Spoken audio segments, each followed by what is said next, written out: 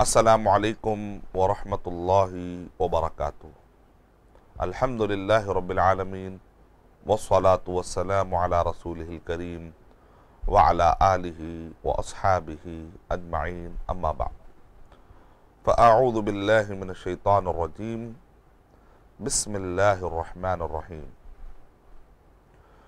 يا أيها الذين آمنوا لا تأكلوا أموالكم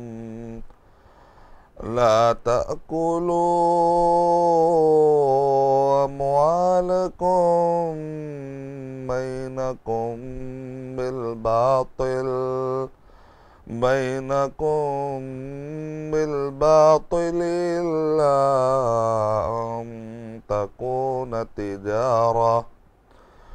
إلا أن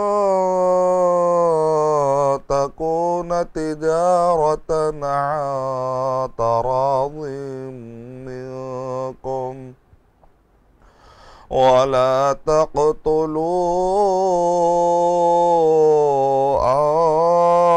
أنفسكم إن الله كان بكم رحيما۔ رب اشرح لي صدري ويسر لي أمري واحلل عقدة من لساني يفقهوا قولي۔ میں سب سے پہلے اللہ سبحانہ و تعالیٰ کا شکر بجا لاتا ہوں، بے پایا درود و سلامتی ہو محمد مصطفیٰ صلی اللہ علیہ وسلم پر۔ محترم ناظرین کرام، البیوع، تجارت، بزنس کے بارے میں ہم کو کچھ معلومات حاصل کرنے کی سعادت حاصل ہو رہی ہے۔ اللہ سبحانہ و تعالیٰ کا ہم شکر ادا کرتے ہیں کہ اللہ سبحانہ و تعالیٰ نے ہم کو موقع عنایت فرمایا کہ ہم طلب العلم فریضۃ علی کل مسلم پر عمل کرتے ہوئے، یعنی علم کا حاصل کرنا ہر مسلمان پر فرض ہے۔ تو یہ علم حاصل کرنے کی جد و جہد کر رہے ہیں، محنت کر رہے ہیں، کیونکہ عقیدے میں شرک برا، عبادات میں بدعت بری، اور اسی طریقے سے معاملات میں حرام کام برا ہوتا ہے، اور اخلاقیات میں بد اخلاقی بری۔ یعنی آدمی کو چاہیے کہ وہ اپنے عقیدے کو بھی پاک رکھے، اپنے عبادات کو صاف رکھے، اور اپنے معاملات کو صاف رکھے، اور اپنے اخلاق کو صاف رکھے سارے قسم کی گندگیوں سے۔ تو آج ہم ایک اہم سبجیکٹ کو سمجھنے کی کوشش کر رہے ہیں۔ جیسا ایک آدمی عقیدے میں شرک سے ڈرتا ہے، اور اسی طریقے سے ایک آدمی عبادتوں میں بدعتوں سے ڈرتا ہے، بالکل اسی طریقے سے معاملات میں اس کو حرام طریقے سے کمانا، حرام قسم کی جو کمائی ہوتی ہے، اور بود و باش میں، رہن و سہن میں، ہر چیز میں آدمی کو حلال کا خیال کرنا ہے اور حرام سے بچنے کی کوشش کرنا ہے۔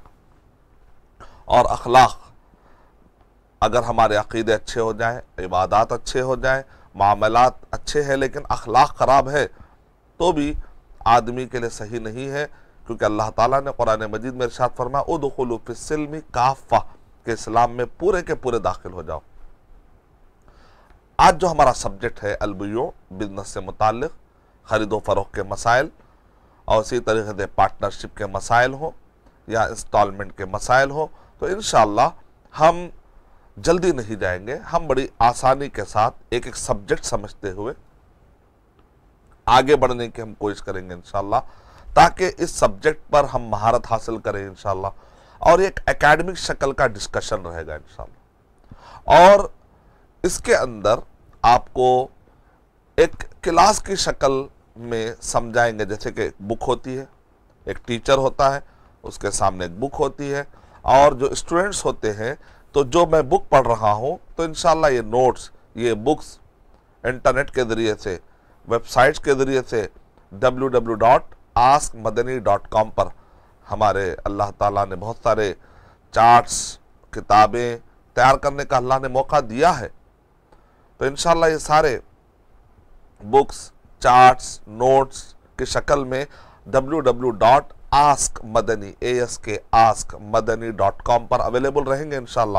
تو جب آپ یہ درس سن رہے ہیں تو انشاءاللہ ڈاؤن لوڈ کریے، اور اس کو آپ پرنٹ میں لے کر پھر اپنے نوٹس بنا سکتے ہیں. اس طریقے سے ایک شکل رہے گی, ایک کلاس کی شکل ہم دینے کی کوشش کریں گے. یہ کوئی بیان کا انداز نہیں رہے گا, ایک کلاس کی شکل رہے گی جس کے اندر جو بھی الفاظ کی میں وضاحت کرنا چاہوں گا انشاءاللہ آپ کے سامنے وضاحت پیش کرنے کی میں سعادت حاصل کروں گا. علامہ ابن قیم رحمۃ اللہ علیہ نے ارشاد فرمایا کہ بزنس میں حلال و حرام, خرید و فروخت کے مسائل میں حلال و حرام آپ کو سمجھنا ہے اور حلال و حرام میں فرق کرنا ہے, تمیز کرنا ہے. تو 4 ایسے وجوہات یا سبب جان لینا ضروری ہے کہ جس کی بنیاد پر حرام کہا گیا. یعنی کہ علامہ ابن قیم رحمۃ اللہ علیہ بڑے ماہر ہیں, گہرائی سے مطالعہ کرتے ہیں اور بڑے دقت کے ساتھ گفتگو کرتے ہیں.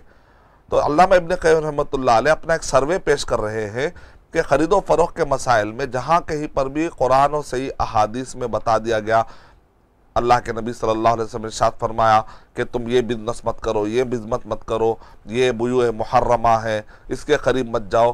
تو علامہ ابن قیم رحمۃ اللہ علیہ کہہ رہے ہیں کہ جب ہم غور کرتے ہیں تو ہم کو 4 وجوہات نظر آتی ہیں جس کی وجہ سے حرام قرار دیا گیا. اس کا مطلب نکلا کہ ہم کو یہ 4 چیزیں جب بھی نظر آئے اس سے دور رہنا چاہیے, تو آپ بہت سارے حرام کاموں سے بچ جائیں گے. یعنی جو سببی طور پر جہاں پر تشریح کر دی گئی, جس کو آپ کہتے ہیں جہاں پر قیاس کرنے کی گنجائش ہوتی ہے, اجتہاد کرنے کی گنجائش ہوتی ہے, بعض وہ معاملے جہاں پر نص صریح آ جاتی ہے, نص صریح آ جاتی ہے کہ یہ آیت میں بتا دیا گیا ہے کہ فلاں چیز حرام ہے, فلاں چیز حرام ہے. بعض اوقات اس کی علت سمجھ میں نہیں آتی, تو وہ مسائل تو آپ کو نص پر ہی محمول کرنا پڑے گا, نص کے حساب سے آپ کو چلنا پڑے گا.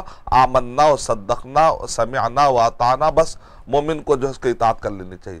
لیکن کچھ ایسے مسائل ہوتے ہیں جس کے اندر علت معلوم ہوتی ہے, وجہ معلوم ہوتی ہے. تو علامہ ابن قیم رحمۃ اللہ علیہ ارشاد فرما رہے ہیں کہ یہ سبب, یہ علت, یہ وجہ اگر آپ کو معلوم ہوتی ہے تو وہ 4 چیزیں خرید و فروخت کے اندر. اور علامہ ابن قیم رحمۃ اللہ علیہ نے جو یہ 4 چیزیں بیان کی ہے اس کو میں نے ایک شعر میں پرویا ہے, طلباء کے لیے, اسٹوڈنٹس کے لیے یاد کرنے میں آسانی ہو جانی چاہیے, کیونکہ کئی مرتبہ ہم یاد نہیں کر پاتے. ہم بہت سارے اچھے پوائنٹ سنتے ہیں, نثر میں بھول جاتے ہیں, لیکن شعر ہوتا ہے تو لوگوں کو چونکہ رائمز یا کچھ نہ کچھ نشید گنگنانے کی عادت ہوتی ہے. اگر ہم اصولی باتیں اناشید میں اگر گنگنانا شروع کریں تو ہم کو بہت سارا علم ایسے چلتے پھرتے تو ازبر ہو جائے گا انشاءاللہ. اس کو میں نے ایک شعر بنایا ہے, سماعت فرمائیے گا. ان الربا والمیسر حرام, ان الربا والمیسر حرام, ومثله الجہالة والغرر. ان الربا والمیسر حرام ومثله الجہالة والغرر. ان الربا والمیسر حرام ومثله الجہالة والغرر. ان الربا والمیسر حرام ومثله الجہالة والغرر. 4 چیزیں. ان الربا, ربا مانے سود, انٹرسٹ, اور میسر مانے جوا. وَإِنَّ الرِّبَا وَالْمَيْسِرَ, بے شک ربا اور جوا حرام ہے. وَمِثْلَهُ, یعنی اسی طریقے, سملرلی, اور اسی طریقے سے حرام کیا کیا ہے؟ الجہالت, ان ٹرانزیکشن, جو بھی چیزیں جہالت پر مبنی ہو. والغرر, جو بھی دھوکے پر مبنی ہو, یعنی جو بھی سود پر مبنی ہو, جو بھی جوئے کے سسٹم پر مبنی ہو, یا جو بھی جہالت پر مبنی ہو, یا جو بھی دھوکے پر مبنی ہو, یہ سب چیزیں حرام ہیں. تو آپ جو چیزیں معقولۃ المعنی ہے, جو چیزیں سمجھ میں آتی ہیں اور جو چیز کی علت آپ بتا سکتے ہیں, تو خرید و فروخت میں ایسے کئی مسائل ہیں جس کی آپ علت بتا سکتے ہیں کہ یہاں پر حرام کیوں ہے, یہاں پر حرام کیوں ہے, یہاں پر حرام کیوں ہے. تو جہاں پر آپ بتا سکتے ہیں تو یہ 4 چیزوں میں سے ایک وجہ آپ کو وہاں پر کچھ نہ کچھ مل ہی جائے گی. یہ علامہ ابن قیم رحمۃ اللہ علیہ نے فرمایا. تو اس کا مطلب نکلا کہ ہم کو 4 چیزیں یاد رکھنی چاہیے جب ہم خرید و فروخت کے مسائل میں یا کہیں خریدنے جاتے ہیں، بیچنے جاتے ہیں، پارٹنرشپ کرنے جاتے ہیں، کوئی بھی کسی بھی قسم کی ڈیلنگ، چاہے وہ بیع مقایضہ ہو، چاہے وہ بیع مطلق ہو، چاہے وہ بیع نسیہ ہو، چاہے وہ بیع صرف ہو، چاہے وہ بیع سلم ہو، چاہے وہ بیع استثناء ہو، چاہے وہ بیع اقساط ہو، یا چاہے بیع معجل ہو، الگ الگ قسمیں. یعنی بعض اوقات مال کے مقابلے میں مال ہوتا ہے، سامان کے بدلے میں سامان لینے دینے کا مسئلہ ہوتا ہے، بارٹر سسٹم جس کو کہتے ہیں. بعض اوقات پیسے کے مقابلے میں پیسہ ہوتا ہے، ڈالر خرید رہے ہیں آپ ریال، ہندوستانی روپیے خرید رہے ہیں آپ روپیے کے، اس کو کہتے ہیں بیع صرف. ایک ہوتی ہے بیع مطلق، یعنی ایک طرف پیسہ ہوتا ہے دوسری طرف سامان ہوتا ہے، بیع مطلق ہے. بیع مقایضہ بارٹر سسٹم، سامان کے بدلے میں سامان. بیع سلم یعنی کہ آپ پہلے پیسہ دے دیتے ہیں مخصوص شرطوں کے ساتھ کہتے ہیں کہ میں بعد میں فلاں مخصوص اسپیسیفیکیشن والا مبیع یعنی اس جیسا پروڈکٹ جو تیار ہو کہیں پر وہ لے کر آ جاؤ. اس طریقے سے آپ پیسے حوالے کر دیتے ہیں، یعنی کہ پیسہ موجود ہے، ابھی سامان آنے میں دیر لگ رہی ہے، آپ کچھ اسپیسیفیکیشن بتا کر وہ لینے کی کوشش کرتے ہیں. تو بیع سلم اس کے اپنے شرطیں ہیں، اس کے اپنے تفصیلات ہیں، انشاءاللہ بعد میں ہم بتائیں گے اس کے کئی شرطیں ہیں. یہ ایک بیع سلم ہوتا ہے. اور اسی طرح استثناء، بیع استثناء کا مطلب ہوتا ہے طلب الصنعی، یعنی کہ کوئی چیز آپ آرڈر کرتے ہیں، جیسے بلڈنگ بن رہی ہے تو آپ پیسے دیتے ہیں، آپ کے پیسے لے کر وہ خود آدمی بناتا ہے، وہ خود آدمی 100 لوگوں کے پیسے لے کر کوئی بڑا اپارٹمنٹ یا کوئی بڑی بلڈنگ بناتا ہے اور لوگوں سے پیسے لیتے رہتا ہے. یعنی کہ پیسہ بھی دیا جا رہا ہے اور ساتھ میں وہ چیز بھی تیار ہو رہی. ایک چیز کیا ہوتا ہے، پروڈکٹ موجود ہے، گاڑی موجود ہے، کار موجود ہے، آپ نے کہا کہ بھئی کار مجھے دے دو، میں پیسے آہستہ آہستہ تھوڑے کر کے دوں گا، یہ بیع اقساط ہے. ایک ہے کہ پروڈکٹ موجود نہیں، آپ کے پیسوں کے ساتھ ساتھ پروڈکٹ تیار ہو رہا ہے، یعنی گھر، اور اس کو بیع استثناء کہتے ہیں. تھوڑا الگ الگ فرق ہے بہرحال. تو جب آدمی خریدنے، بیچنے، پارٹنرشپ، اس کو کہتے ہیں نا معاملت داریاں، بیچنا، خریدنا، تو اس دوران علامہ ابن قیم رحمۃ اللہ علیہ نے بڑا پیارا اصول دیا، کہا کہ 4 چیزوں پر غور کریے. اگر آپ کو وہاں پر کہیں پر بھی سود نظر آتا ہے دور ہو جائیے، آپ کو اگر وہاں پر جوا نظر آتا ہے، جوئے کے جیسا معنی آتا ہے دور ہو جائیے. اگر آپ کو وہاں پر جہالت مانے اننون چیزیں نظر آتی ہیں، میں انشاءاللہ ایک کا آپ کو ڈیفینیشن بھی دوں گا ابھی تفصیلی طور پر، تو آپ ایسی جگہوں پر نہیں جا سکتے. جہالت جہاں پر ہو، کلیئرٹی ہونی چاہیے، معلومات ہونی چاہیے، اور غرر، دھوکہ نہیں ہونا چاہیے، صفائی ہونی چاہیے، ٹرانسپیرنسی، کلیئرٹی ہونی چاہیے.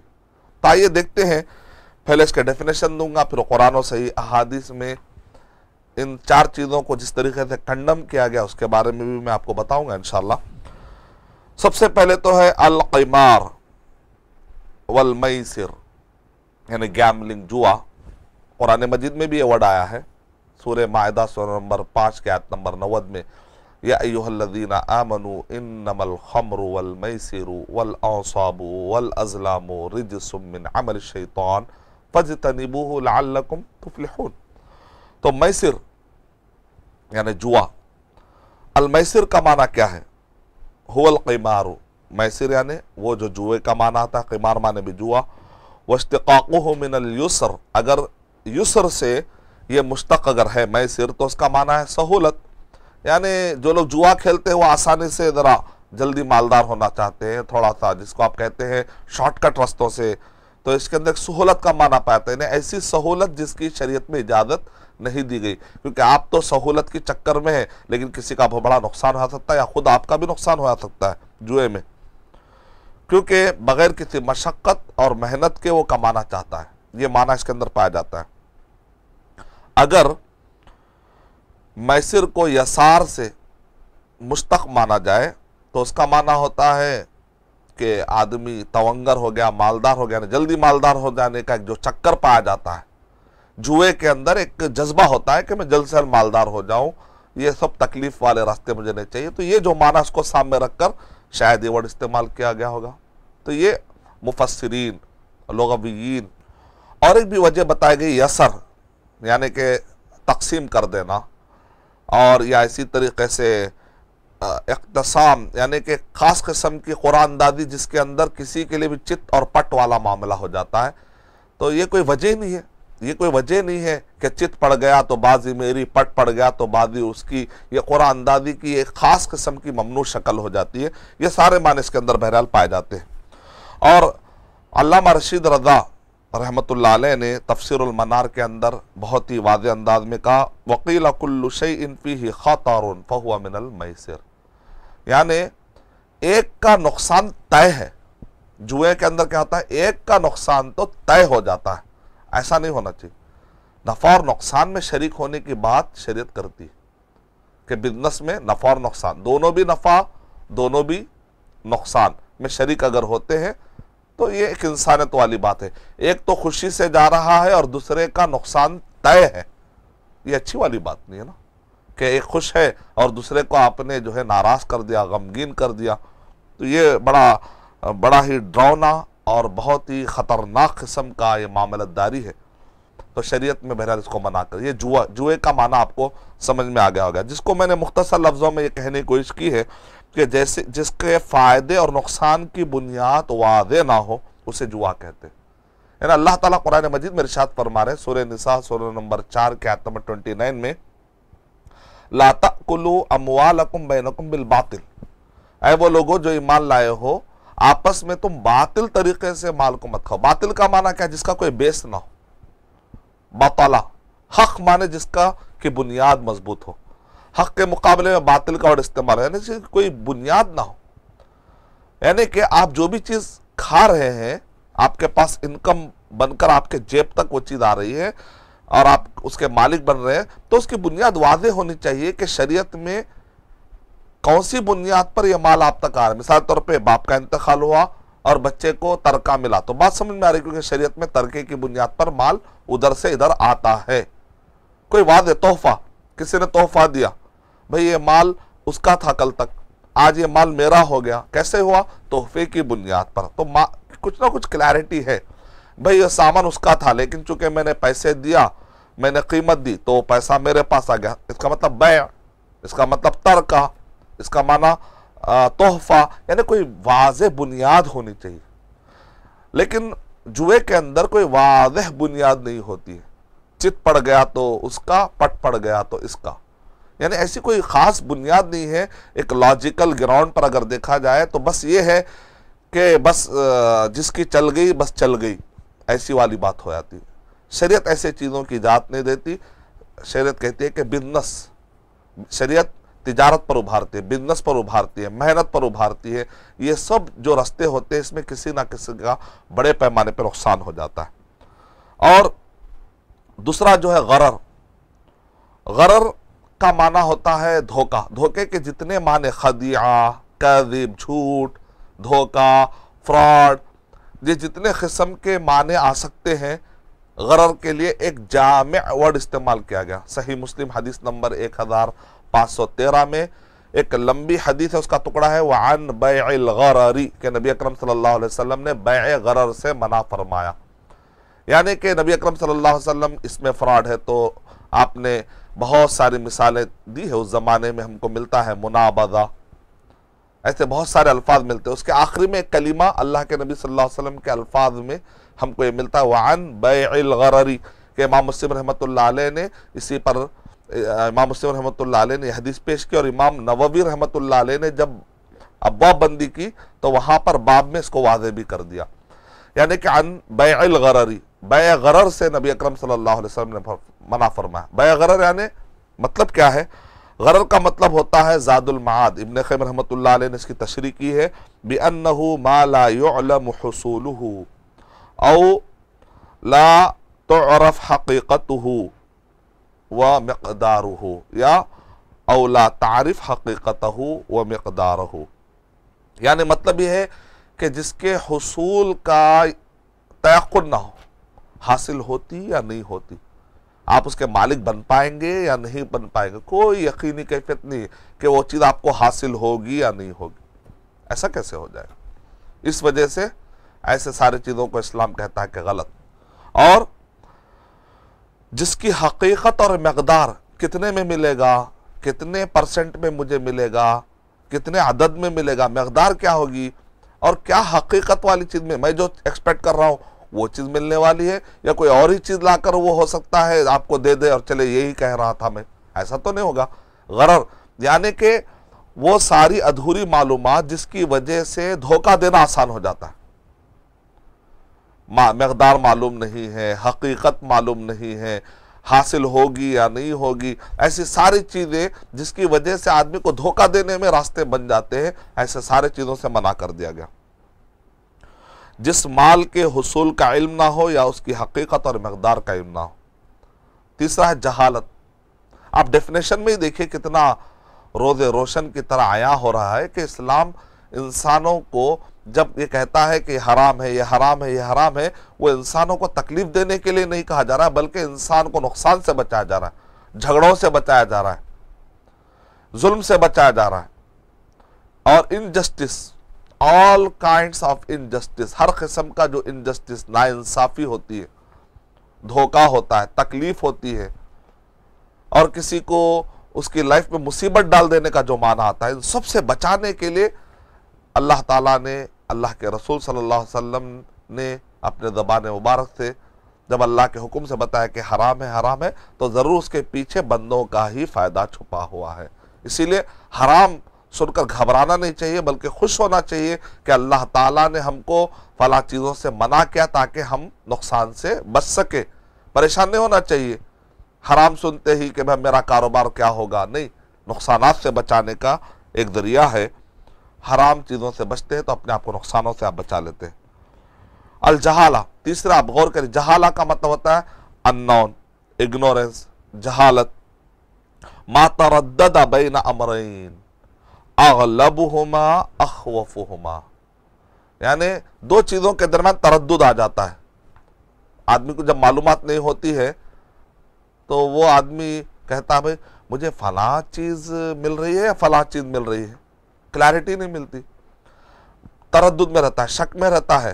اچھا شاید وہ مراد لے رہے ہوں گے، اچھا وہ اس میں وہ پروڈکٹ کا مطلب یہ ہوگا، یعنی اس کے سامنے کوئی کلیئرٹی نہیں ہوتی، وہ اپنے طور پہ سوچ لیتا ہے. لیکن اچانک وہ سوچتا ہے اگر وہ مل گئی تو میرا تو نقصان ہو جائے گا، شاید نہیں وہ شاید ویسا نہیں کہہ رہے ہوں گے.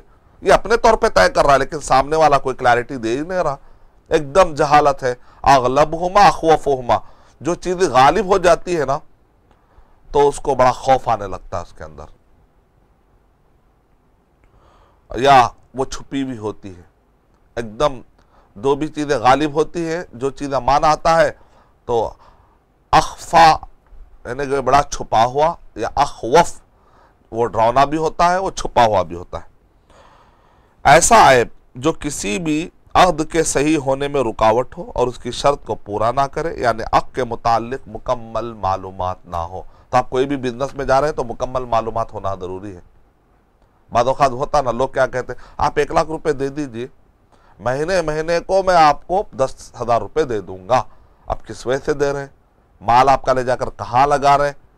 اگر وہ سامنے والا آدمی امانت دار ہے، ثقہ ہے، آپ اگر اس وجہ سے بھروسہ کر رہے ہیں اور کئی لوگ بھروسہ کر رہے ہیں، معروف ہے، تو ایک الگ بات ہے کہ بھئی ایک آدمی کو آپ کو علم ہے کہ یہ آدمی حلال جگہ ہی لگائے گا. آپ کو اگر یہ علم ہے کہ یہ آدمی جو ہے آپ کے کیپٹل پر ریشو فکس نہیں کر رہا ہے، بلکہ یہ آدمی جو ہے پروفٹ پر ریشو فکس کر رہا ہے اور شریعت کا پورا خیال رکھ کر ہی اس کے پاس علماء کی ایک ٹیم ہے، تو ایک الگ مسئلہ ہے، وہ ایک استثنائی مسئلہ ہے. لیکن جنرلی لوگ ایسے ہی انون طریقے سے گفتگو کر لیتے ہیں، تو لہذا ایسا بچنا چاہیے.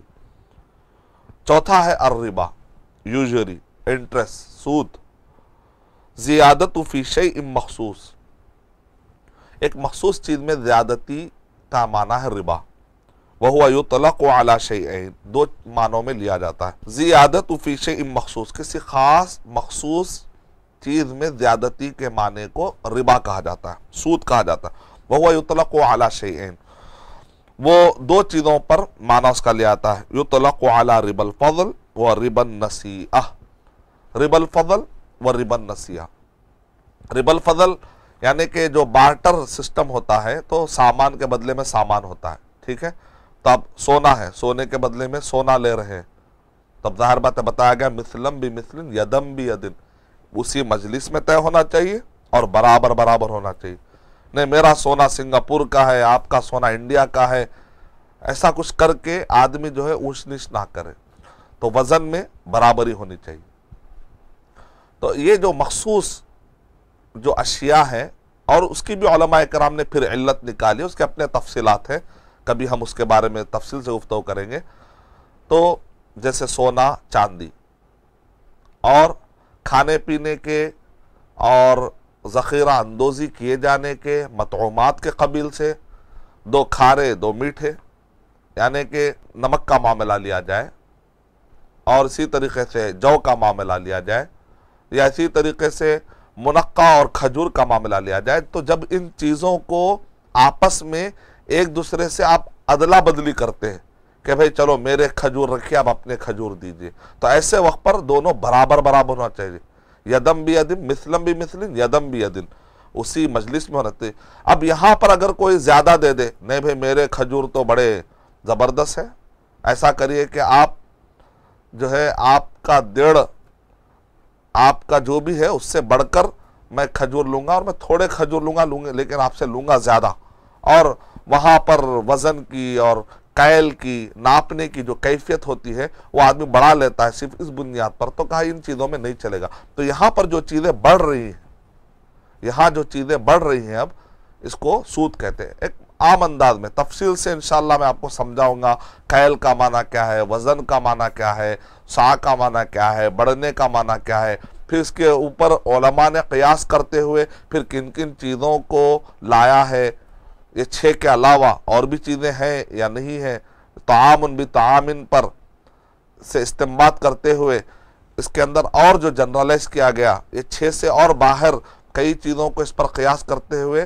داخل کیا گیا۔ تو اس کی وجہ کیا، ایک تفصیلی ایک درس ہے، اس کے لیے میں آؤں گا، چونکہ ہمارا پہلا درس ہے، اور ابھی طلبہ ہمارے جو نوجوان طلبہ ہیں ان کو سمجھنے کے لیے، کیونکہ مدارس کے جو طلبہ ہوتے ہیں ان کے پیچھے ایک بیک گراؤنڈ ہوتا ہے، تو ان کو تفصیلی طور پر ہم الگ مستویٰ میں سمجھائیں گے، لیکن جو مستویٰ میں ہم آپ کے سامنے بات کر رہے ہیں بھی، یہ نوجوان بچے کالج گوئنگ اسٹوڈنٹس ہیں، تو ان کے لیے پہلے ہی درس میں ہم پہلے ڈیفینیشن دیں گے، تفصیلات میں نہیں جائیں گے ابھی انشاءاللہ۔ ربا النسیہ، نسیہ کا معنی ہوتا ہے دیر سے کوئی چیز کر کے دینا۔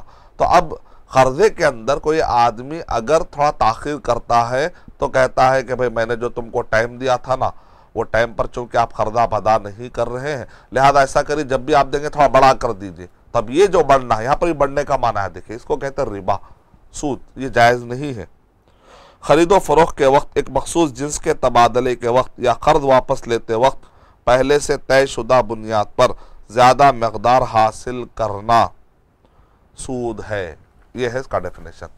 تو آپ نے دیکھا کہ پہلی ہماری مجلس میں نے اصولی طور پر ایک شعر اور اس کے اندر 4 ایسے نقطے بتانے کی میں نے کوشش کی کہ 4 بنیادیں اگر آپ کو یاد رہیں گی، اس کا معنی آپ کو میں نے سمجھانے کی کوشش کی، جیسے ربا، سود، آج کے دور میں سودی جو کاروبار ہے یا سودی جو بینک ہے، یعنی آپ نے سیونگ اکاؤنٹ کھلایا، اس پر آپ کو سود لگ کر آ جاتا ہے، جائز نہیں ہے۔ آپ نے فکس ڈپازٹ کے لیے پہلے تو رکھانا نہیں، اگر آپ نے رکھا دیا اس کے اوپر جو پیسہ لگ کر آ رہا ہے تو جائز نہیں ہے۔ کریڈٹ کارڈ ہوتا ہے، آپ استعمال کرتے ہیں، ڈیبٹ کارڈ استعمال کر سکتے ہیں کیونکہ آپ ہی کا پیسہ آپ ایک کارڈ کے ذریعے سے سوائپ کر کے استعمال کرتے ہیں، تو کوئی غلط بات نہیں ہے۔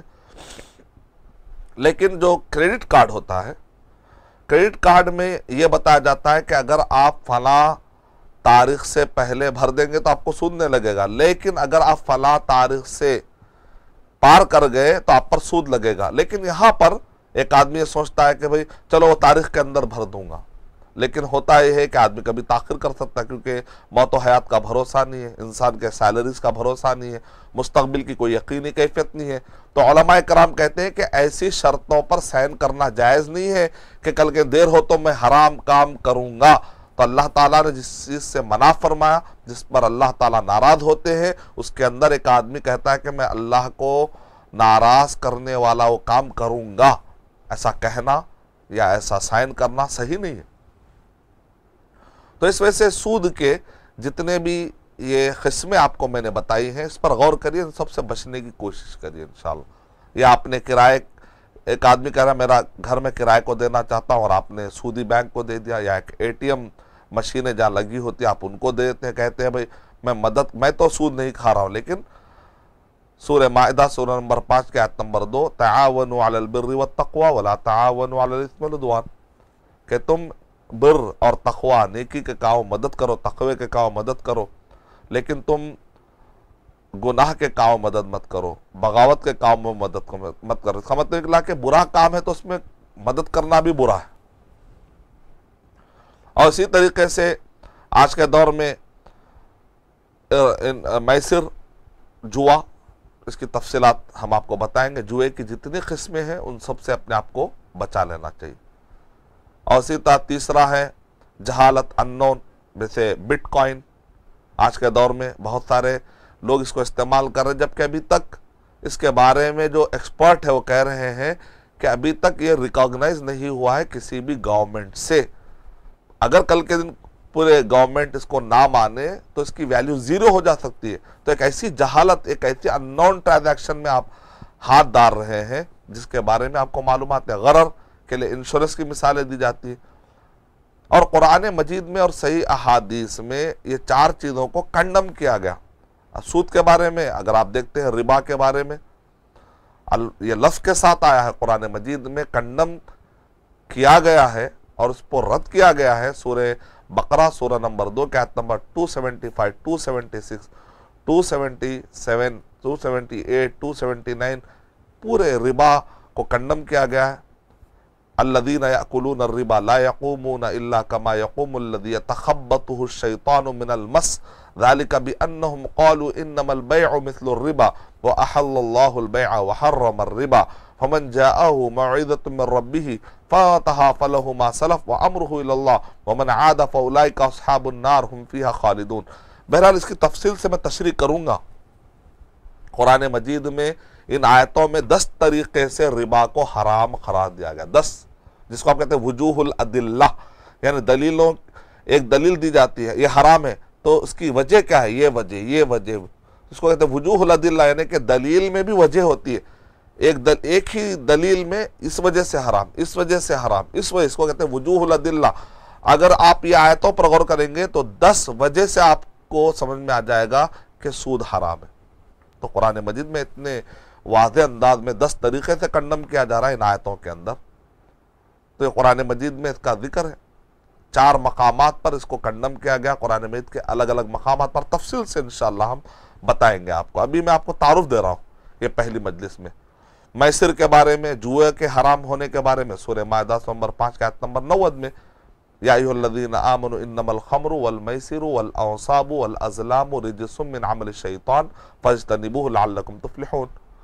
और जहालत को इस्तेमाल करके उलमाए किराम ने वर्ड इस्तेमाल किया है, क्योंकि अल्लाह के नबी सल्लल्लाहु अलैहि वसल्लम ने बहुत सारे मादूम अशिया, ऐसे चीज़ें जिनके बारे में क्लैरिटी ना हो, आपने मना फरमा दिया, क्यों, उसके अंदर जहालत है। तो उलमाए किराम ने इस्तेमाल करके अल्लाह के नबी सल्लल्लाहु अलैहि वसल्लम के अहकाम ने जो अहकामात बयान किए उसकी रोशनी में ये वर्ड उन्होंने तलाश करके निकाला, इस्तेमाल करके निकाला। और गरर तो अल्लाह के नबी सल्लल्लाहु अलैहि वसल्लम के कलाम मुबारक में अल्फाज में हमको हदीस मिलती है, नहन नबी सल्लल्लाहु अलैहि वसल्लम, तफसील से होता आखिर में वान बैइल गरारी, सही मुस्लिम हदीस नंबर 1513। तो इंशाअल्लाह और तफसीलात हम आने वाले एपिसोड में बयान करेंगे। मैं अल्लाह ताला से दुआ करता हूँ कि अल्लाह सुब्हानहू व तआला मुझे और आप सबको बिजनेस के ट्रांजैक्शन में हराम चीज़ों से बचने के अल्लाह तौफीक अता फरमाए, हलाल रास्ता अख्तियार करने तौफीक अता फरमाए। आमीन व आखिरु दअवाना अल्हम्दुलिल्लाहि रब्बिल आलमीन। अस्सलामु अलैकुम व रहमतुल्लाहि व बरकातुहू। For authentic Islamic information, please log on to www.askislampedia.com.